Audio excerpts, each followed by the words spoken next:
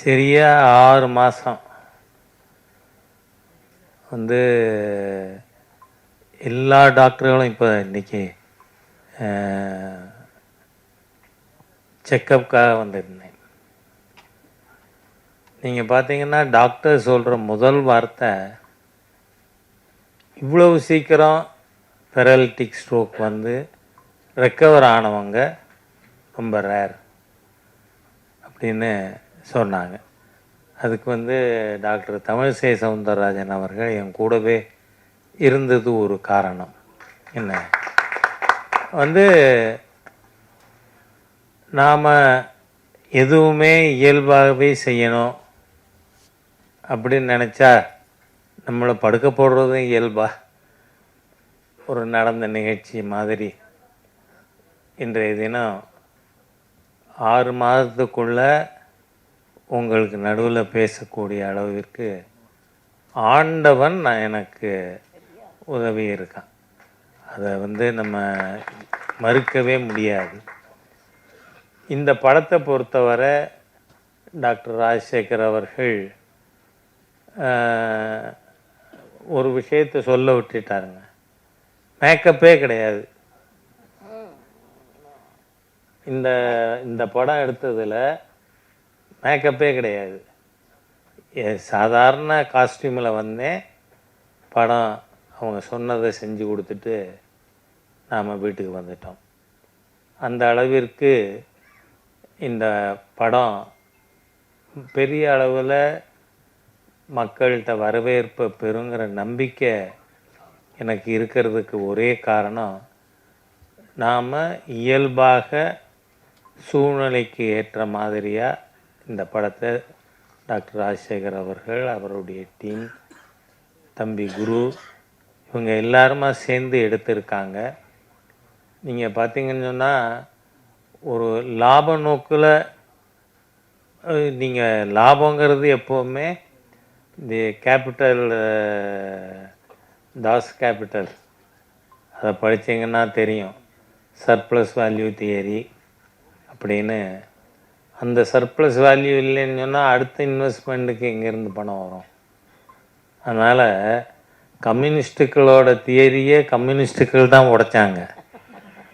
அது வந்து இட்ஸ் இம்ப்ராக்டிகபிள் அப்படின்னு சொல்லி அந்த சர்ப்ளஸ் வேல்யூ அது வர முடியாது அப்படின்னு கம்யூனிஸ்ட் நிரூபிக்குது.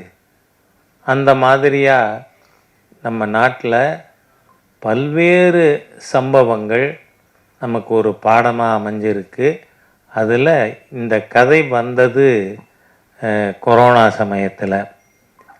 அந்த சமயத்தில் மக்களுக்கு அந்த ஒர்க்கோட வேல்யூ என்ன அப்படின்னு புரிய வைக்கணும்.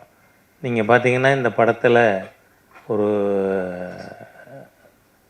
காட்சி வரும்.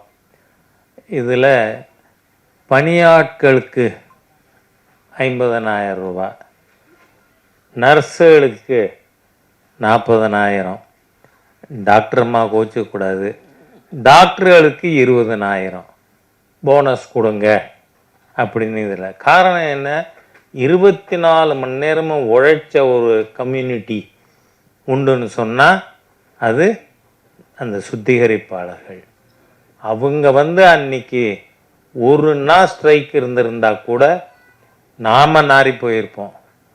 அந்த மாதிரியாக இந்த மருத்துவத்துறையின் மூலமாக மக்களுக்கு எப்படி போய் அடைய முடியும் என்பதையும், அதில் ஊழல் செய்கிறவனை ஆட்சியே போனாலும் ஊழல் செய்கிறவனுக்கு எதிராக நடவடிக்கை எடுக்கணும் அப்படிங்கிற தீம் மக்கள்கிட்ட சென்றடைவதற்காக எடுக்கப்பட்ட படம். நிச்சயமாக எனக்கு நல்ல நம்பிக்கை இருக்குது. வர்ற வெற்றி விழா நடக்கும் பொழுது நான் ஓடிப்போய் மைக்கில் நின்று பேசுகின்ற அளவிற்கு நிச்சயமாக இருக்கும் என்கின்ற என்னோட நம்பிக்கையும் தெரிவித்து, இந்த படம் வெற்றி பெறணும். அதை மக்கள் அனைவரும் ஏன்னா இன்னைக்கு மூணாவதுன்னா சூப்பர் ஸ்டார் ரஜினிகாந்த் அவர்கள் என்னை பார்க்க வந்தார். அப்போது வாங்க எப்படி இருக்கீங்க அப்படின்னு கேட்டேனா, என்னங்க நீங்கள் எப்படி இருக்கீங்கன்னு பார்க்குறதுக்கு நான் வந்திருக்கேன், என்ன எப்படி இருக்கீங்கன்னு நீங்கள் கேட்குறீங்களேன்னு. டாக்டர்ஸ் வேர் சர்ப்ரைஸ்டு. பெரலிட்டிக் ஸ்ட்ரோக் வந்தவர் அவர் வாங்கன்னு வரவேற்கிறார் அப்படின்னா அந்த அளவிற்கு ஆண்டவன் அருளோடு இருக்கான் அப்படிங்கிறத நாம் மறுக்கவே முடியாது. எனவே இந்த விஷயத்தில் படம் மிகப்பெரிய வெற்றியாக ஓடும். அந்த ஓடுறத ராஜா ஓடி போய் பார்ப்பான். அந்த அளவுக்கு சூழ்நிலை இருக்கும், உங்களுடைய ஆசை இருக்கும் அப்படிங்கிறத தெரிவித்து வார்த்தைகளை நிறைவு செய்கிறேன். வணக்கம். நான் அந்த படத்தில் வந்து நான் லாபத்துக்காகவோ ஒரு வியாபாரம் நோக்கத்தில் எல்லாம் பண்ணலை. இது மாதிரி நிறைய படம் பண்ண போகிறோம், அதில் ஒன்றும் டவுட்டே கிடையாது. உங்களுக்கு நிறைய விஷயங்கள் இப்போ சார் சொன்னார், ஹோம் மினிஸ்டரு, அது உண்மை. நீங்கள் 40 வயசு வரைக்கும் ஒவ்வொரு ஆட்டம் போடுவீங்க, ஏன்னா உங்கள்கிட்ட எனர்ஜி இருக்குது. எல்லா பொம்பளையிலையும் நீங்கள் போட்டு படாத பாடுபடுத்துவீங்க. 40 வயசுக்கு பின்னால் உங்களுக்கு அப்புறம் தான் தெரியும். கால் இருந்தால் பாருங்கள், என் ஃப்ரெண்டெல்லாம் நடக்க முடியாமல் இருக்காரு, என் தம்பி எல்லோரும் ஒரு மாதிரி ஆயிடுறாங்க. 40 வயசுக்கு முன்னால் தான் உங்களுக்கு தெரியும், அடாடாடா எல்லாம் நம்ம வந்து போலி வாழ்க்கை, பொண்டாட்டியில் நம்பினா தான் வேலையே நடக்கும். ஏன்னா சாப்பாட்டிலேருந்து எல்லாமே அவங்க தான் தரணும். இந்த 40 வயசுக்கு பின்னால் லைஃபே சேஞ்ச் ஆயிரும். அதை நான் சொல்லுவேன். இந்த அமெரிக்காவில் வந்து கத்தோலிக் கிறிஸ்டியன்ஸு நிறைய இருப்பாங்க, ப்ரொட்டஸ்டன்ட்டு. அவங்க சொல்லுவாங்க, உங்கள் ஹிந்து மதத்தில் வந்து நிறைய கடவுள் இருக்காங்க, ஒரே கன்ஃபியூஸாக இருக்குதுன்னு சொல்லுவாங்க. நான் சொல்லுவேன், உங்கள்கிட்ட நல்ல வேலையாக ஒரே கடவுள் இருக்காங்க, அதனால் குழம்பாமல் ஒரே சாமியை கும்பிட்றீங்க. முஸ்லீமில் அல்லாவை கும்பிட்டு போயிடுறீங்க, ஹிந்து இதில் வந்து கிறிஸ்டினில் வந்து ஜீசஸை கிறிஸ்ட்டு போயிடுறீங்க. ஆனால் எங்கள் இதில் உண்மை தான். ஆனால் இந்து மதத்தில் தான் நிறைய விஷயங்கள் இருக்குது. ஒரு பேசிக் நாலேஜில் வந்து என்னென்னா சிவபெருமான். நான் சொல்லுவேன், எங்கள் சீஃப் ஆஃப் தி கார்டு கூட ரூல்ஸ் அண்ட் ரெகுலேஷன் இருக்குது. எங்கள் சீஃப் ஆஃப் கார்டாக இருந்தாலும் பொண்டாட்டியை மதிக்கலைன்னா அவரை வீட்டை விட்டு வெளியில் விரட்டி விட்டாங்க. அவர் வீட்டில் சுடுவாட்டில் தான் தெரிஞ்சார், சோத்து கலைஞ்சார்.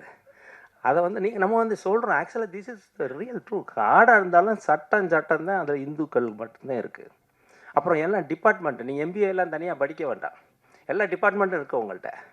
ஒவ்வொரு சாமியை எடுத்துக்கிட்டீங்கன்னா அதே சொல்லுவேன்.